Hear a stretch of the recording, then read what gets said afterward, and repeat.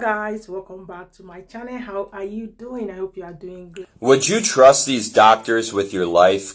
Yeah, for your question, I will say yes. So this guy was grabbing his phone and be asking TikTok if they trust doctor with their life, because you see a lot of black people was rejoicing they are done with their school for doctor.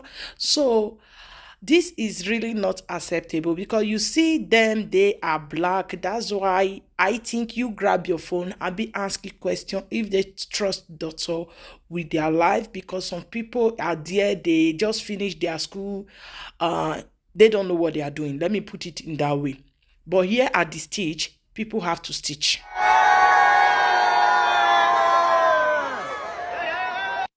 Would you trust these doctors with your life, considering their college admission standards are lower, and they might even have special classes to pad their grade to make sure they pass, only available to minorities?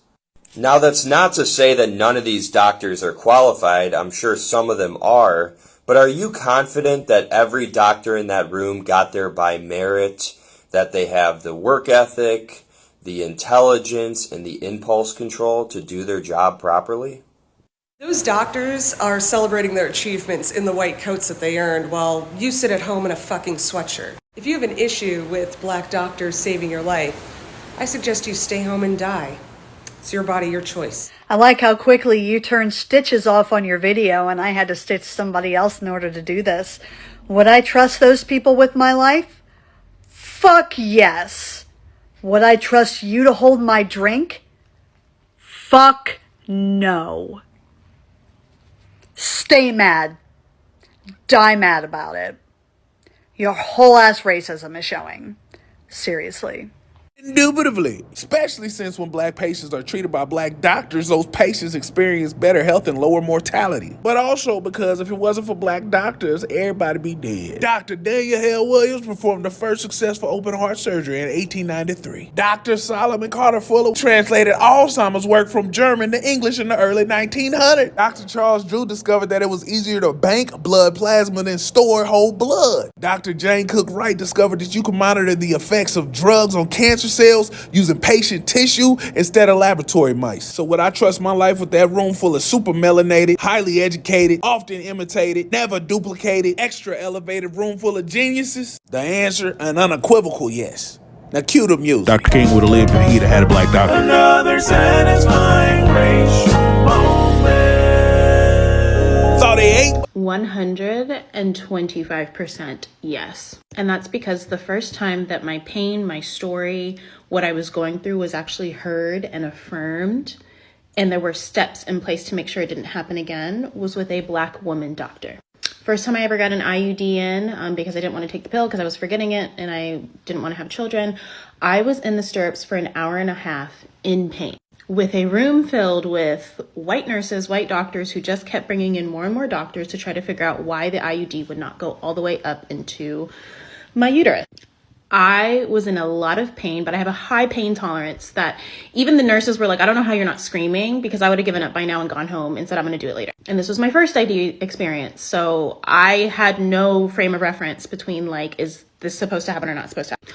Ultimately, they ended up doing it under ultrasound and getting it in there, but it was the worst thing I've ever experienced in my life. So when it was time to replace my first IUD, I actually went to a OBGYN who was a black woman. And I told her the whole story. I was like, it took an hour and a half. I was in a lot of pain. The cramping was so bad. Doctors couldn't figure out what to do. And she hears me out and she looks at me and goes, well, we're going to make sure that doesn't happen again. She didn't condescend me. She didn't minimize my pain. She didn't tell me that, well, that's just normal. She looked at me dead in the eyes and said, that's not going to happen here today. And it didn't. I was in and out of that office within about 15, 20 minutes. The time it took her to put the IUD, take my old ID out, put the new one in, was literally maybe 5 minutes at most. So yeah, I will trust a black woman doctor with my motherfucking life. Because they have to go through the same training that other doctors go through. The tests are not specifically catered to black people or minorities. This is the issue I had with conservatives or patriots like yourself. You tried to match your blatant microaggression, hidden racism on being a quote unquote patriot. If whatever state they're from in residency calls them doctor, then damn it, they're a doctor. I have never went to a doctor's office and said, I wonder if if they're here on their own merits or if they're just here because they're black. No, how can you help me with my medical crisis and my medical situation? You sat up there and said it with your whole chest in shades because it's probably just darkness and just blank spots behind your eyes, that you believe that a group full of medical students are there based on solely on them being minorities. You, sir, sound clownish. You sound like a moron. And pretty much you sound racist as shit. There's no way around it. You can mask it being a conservative or a patriot all you want. I am a conservative. I am a patriot. Oh, by the way, I have 2 degrees behind me working on my doctorate as well. Me being a minority had nothing to do with it. Do better. No, matter of fact, don't even do better. I don't care. Keep making videos like this so we can further know who you really are. Hello, darling. I find it interesting that you cut off your stitches. I guess you didn't want the blowback.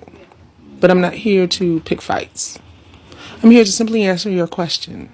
Yes, I would trust each and every one of those doctors with my life. You want to know why? Quite simply, they had to work harder than you did. We as the college-educated community always have to work 2, 3, 4 times harder than you. They, however, are subject to the same tests, the same college class requirements, exams. They have to do everything doctors do. But here's the best part. They're black. So our lives have similarity. I would feel more comfortable with a black doctor, male or female, than I am with a white doctor, male or female. No shade. But that's a different conversation for a different day. Yes. Darling, your intimidation and your mediocrity is showing, and it's not attractive. Stop trying to minimize black greatness because you would not be able to stand in the room next to them. They're doctors. Whether you like it or not, they're going to serve a community. I hope you get your life right. And you know that because black people take the same standardized test to get into college and to get into medical school as everyone else.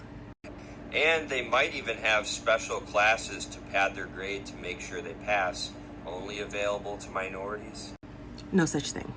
There is no such thing as a special class that only minorities can get into in any college or university. You're making that shit up.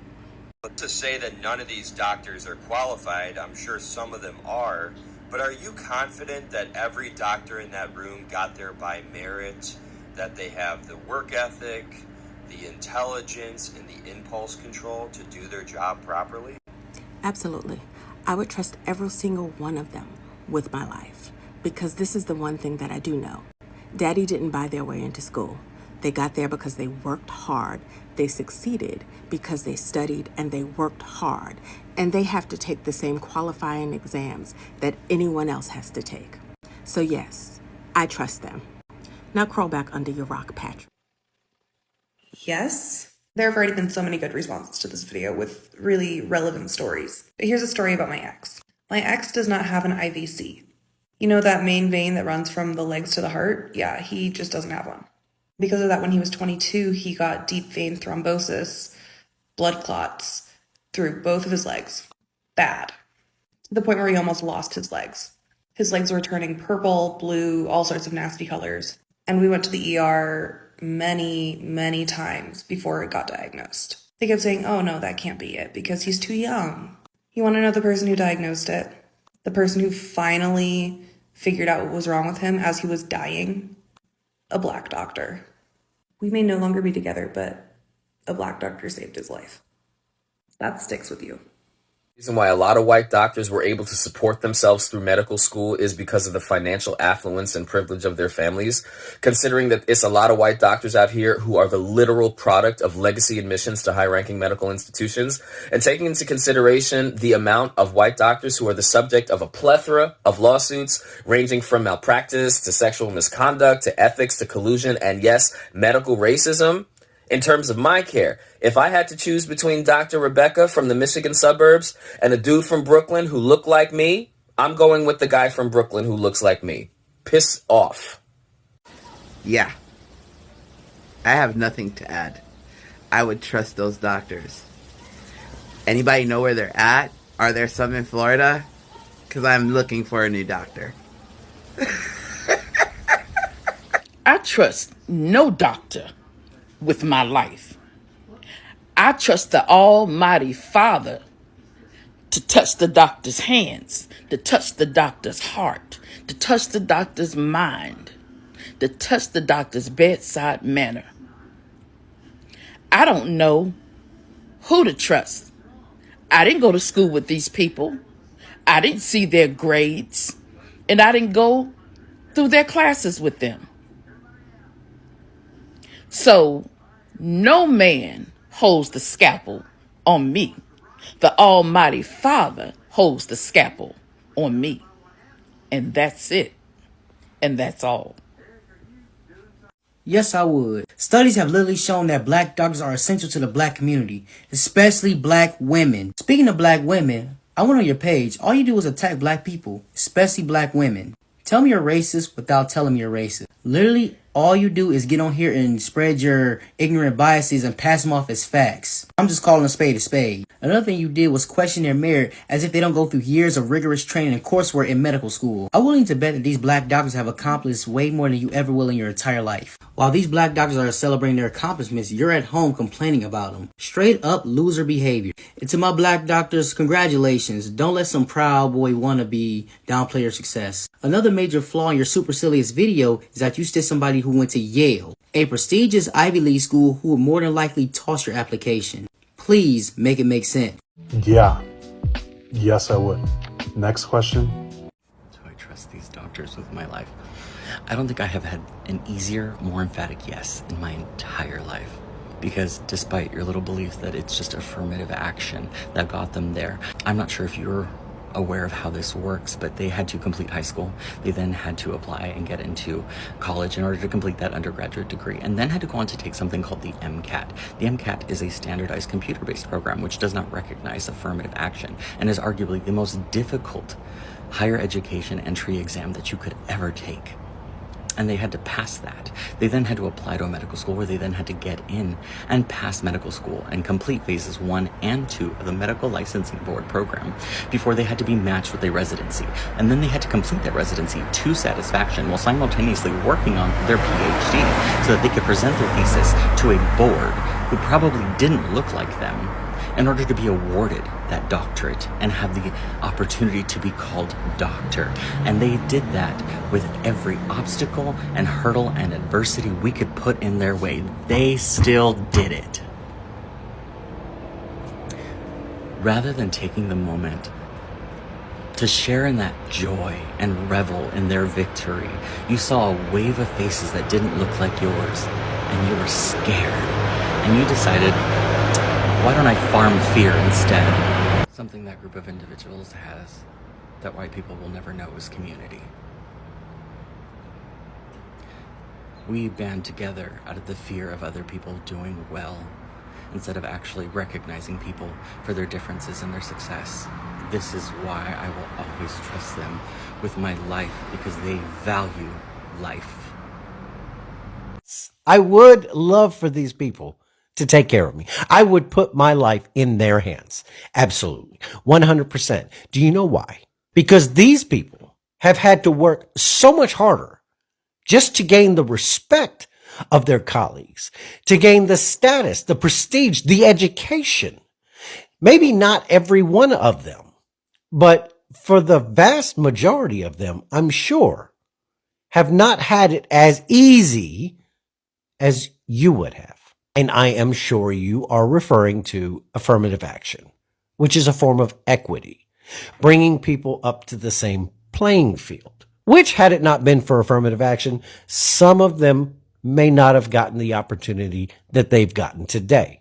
But where do you come off? Making the misguided assumption that they don't test as high as their white counterparts. There's a statistic somewhere. Oh, there it is. Black women are now the smartest people in the United States, according to this study. Where is your proof that their test scores are lower, that they don't have the mental capacity to do that job?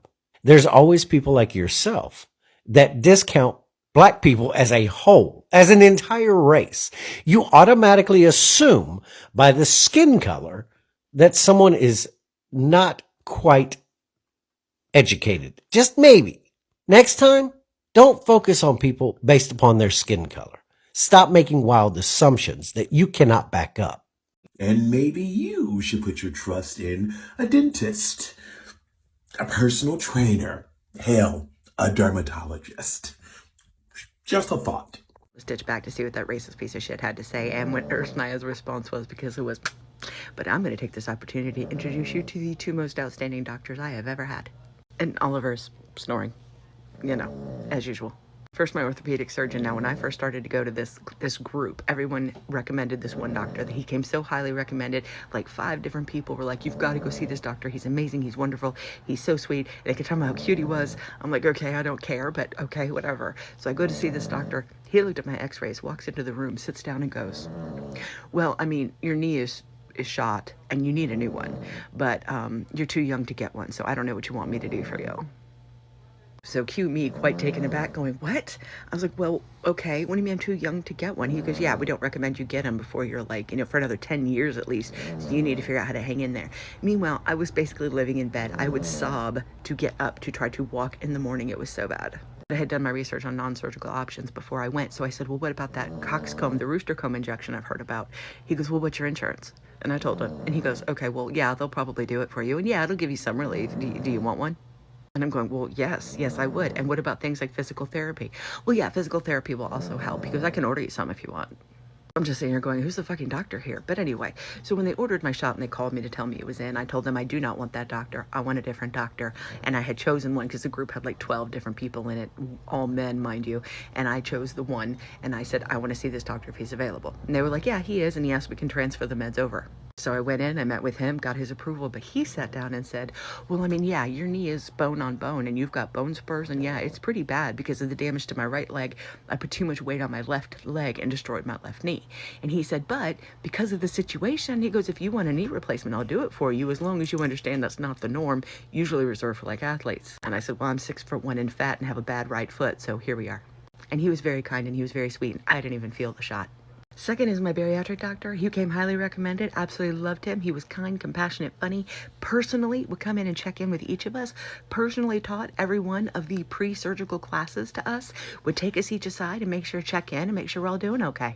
He is an absolute gem, and his nurse practitioner and his PA, absolutely fucking outstanding women. This is Dr. B1âck out of Pinnacle Orthopedics in Marietta, Georgia. If you live in the Atlanta area and you need a knee doctor, this is the man to see. If you are considering weight loss surgery or you want to talk about non-surgical weight loss options, get a dietary plan, any of the above, this is the man you want to see. This is Dr. Fitzjean-Pierre out of the Wellstar Health System in Marietta, Georgia. Next, we can talk about the worst doctors I've ever had, and you'll never guess what color and gender they are. Anyway, that's it for me. You guys have an amazing day. I love you, mean it. Bye. May you show us the path of going to hell. Challenging how. Because angazi ukuthi uhlangana with Black Doctors of America. If you have a problem with nabantu abamnyama as odokotela, whether African or American, may you stay at home and die. Because it's not that they are better than us. So for your safety, with my life, and I will explain why. White doctors don't give a shit about people's health or their patients' lives. Of course, I'm only speaking about my experiences with white doctors. Every time I had a chance to get a black doctor, he always told me the truth, or she always told me the truth. And white doctors are not to be trusted. Hope I answered your question. Okay, I'm going to tag that person who made that video because TikTok removed that video. It's no surprise. Let me tell you something. Skin color does not equate intelligence. My older brother is a doctor and he is very, very intelligent and his skills are top notch. For the past 10 to 15 years, we have been seeing a huge surge of black students attending medical schools. Nobody in their right frame of mind will just pass them because of their skin color. To qualify as a doctor, you have to prove that you'll be competent as one. And that includes doing placement and getting supervision. They don't need extra classes because of the color of their skin and the whole racist stereotype. Those doctors who come from African and Caribbean countries, their skills are top notch. You are not a medical student, you're not a doctor, and you have no clue about the training. One day, a black doctor can save your life. When I was very, very sick in 2021, an African nurse from Zimbabwe saved my life. So did some Indian and black doctors. A South Asian doctor performed breast reduction on me and he did an excellent job. Don't judge people by the color of their skin. Don't. Hour shift in the emergency room. I am a board certified emergency medicine physician.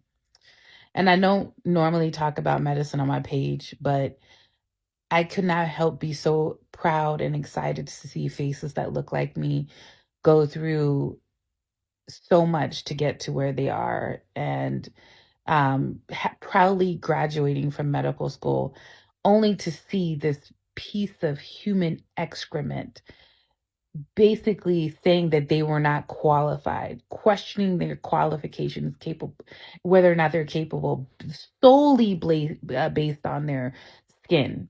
Now, I have never, ever seen anyone question a group of white people when they achieve anything. And let me tell you this, the 4%, because there's 2% black women and 2% black men, and the 4% of minorities that fill in all of the doctors, 4%. This is what you're worried about? You're not worried about the 60% of people who have mommy and daddy's money. Mommy and daddy got them into school because they knew someone on the board. Mommy and daddy got them in because they were able to pay for extra tutelage. Mommy and daddy got them in because, they decided to have someone actually take the MCATs for them or take their SATs for them so they can get a leg up.